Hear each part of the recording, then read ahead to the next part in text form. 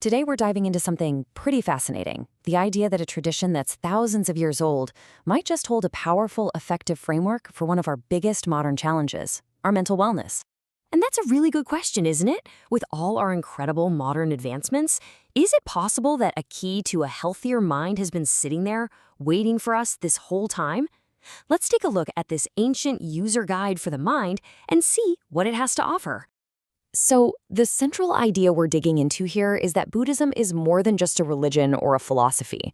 You can think of it as a comprehensive, time-tested framework for understanding how our minds actually work, and maybe more importantly, how to make them stronger.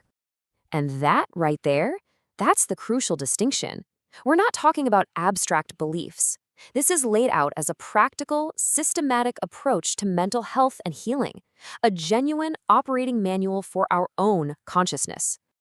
All right, so if we're going to run with this idea of an operating system for our minds, what's the core code? Let's get into the foundational principles that make the whole thing run so effectively.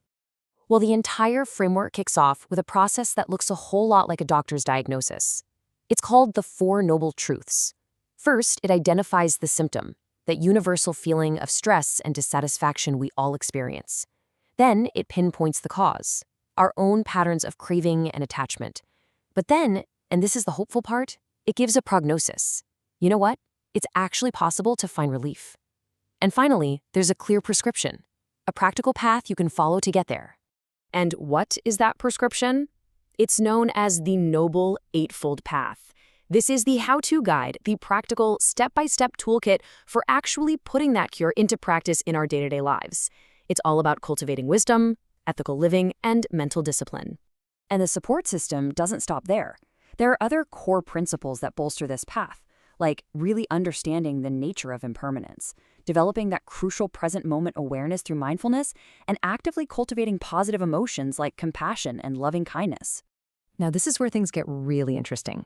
These ancient ideas, they're not just historical artifacts. They are building a surprisingly strong bridge directly to contemporary science and therapy. I mean, just look at the parallels here. The Buddhist focus on understanding our own suffering, that's the same core idea behind modern cognitive behavioral therapy, or CBT. The ancient practice of mindfulness is literally the foundation for therapies like mindfulness-based stress reduction. And the emphasis on cultivating compassion and wisdom, it lines up perfectly with the goals of positive psychology. This is not just a coincidence. It's an incredible convergence of wisdom across centuries. And hey, don't just take my word for it. Researchers are actively studying this integration.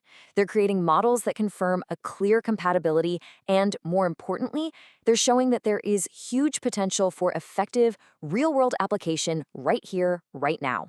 And that bridge we're talking about, it's not just theoretical. People are already walking across it, putting these integrated models into practice with some incredible success. Let's look at a concrete example from the source material. It highlights case studies from Thai society, where these very principles have been successfully rolled out on a really wide scale. And we're not talking about some small niche experiment. We are seeing these integrated mental health models being applied broadly and effectively across major sectors, from schools and the healthcare system all the way to community-wide programs. It just goes to show how versatile and impactful this approach really can be. So you might be asking, why is it so effective in so many different areas?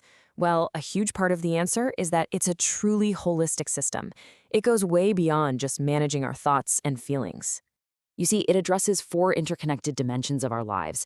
It recognizes that our physical health, our social connections, our mental state, and our growth and wisdom, they're all deeply intertwined.